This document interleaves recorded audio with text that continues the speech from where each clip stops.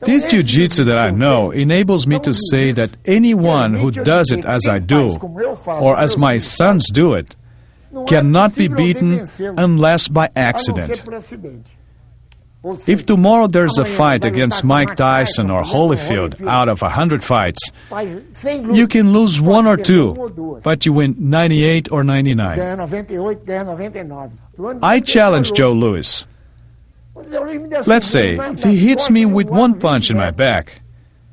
He would throw me 60 feet away. But the certainty that he would not hit me moved me to challenge him, and he would not accept this fight. So in order to beat us, either you have to know our jiu-jitsu, the jiu-jitsu I adapted, or hope for an accident. There is no way that the Boxing Federation would ever permit a fight. It's not that a top boxer wouldn't fight, because to get to the top, he has to be courageous and efficient.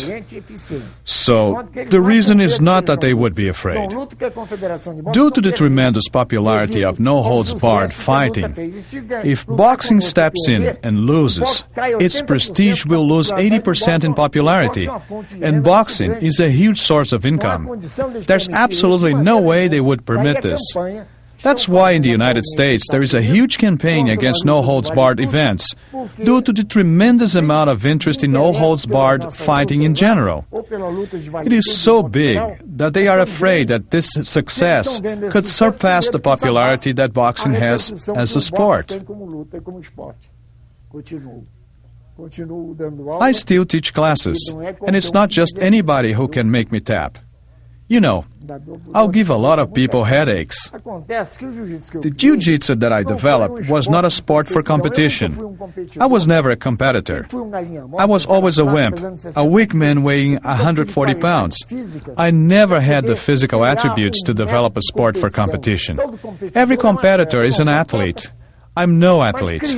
However, I created the Jiu-Jitsu Federation so that Jiu-Jitsu could have an official forum, giving some people the ability to compete, put my art on the map officially. My Jiu-Jitsu, however, is an art of self-defense. It's for the real street fights.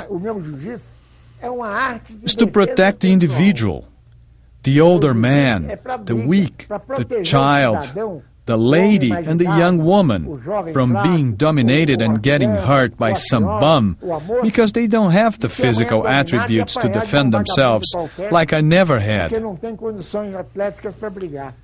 Therefore, I developed a jiu-jitsu that would focus on physical efficiency for self-defense. Brazil is the world center for jiu-jitsu champions. All the best jiu-jitsu fighters in the world are Brazilians. In addition to my sons, who are better than all the others, we have lots of good fighters here in Brazil who can go all over the world with the jiu-jitsu they know, and they are going to defeat everybody. But they went to the United States, and they all lost in the no-holds-barred, because the jiu-jitsu they do is the sport of jiu-jitsu, not the one for the street fighting. This jiu-jitsu, they never learned, because, as the saying goes, you should not throw pearls to the swine, or try to teach the cat's jump to a bear. That's why my sons are the only ones who know this jiu-jitsu that works in a street fight.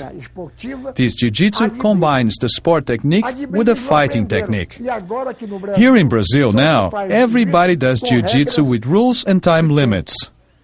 How can I fight a man much stronger than I for 5-10 minutes if I'm weak and he is strong? I have to wait for him to get tired so I can defeat him. Who is a better fighter? I, who can make him tap in half an hour, or he that wins by points in 5 minutes because the timekeeper or somebody with a pen says that he scored more points. The winner is the one that wins the real fight, which is what we do. That's why our fights have no time limits, because we fight opponents with a huge weight difference. They will get tired because they do not have the technique. We wait long enough and then defeat them. I usually say, I never beat anybody. They're the ones that lost.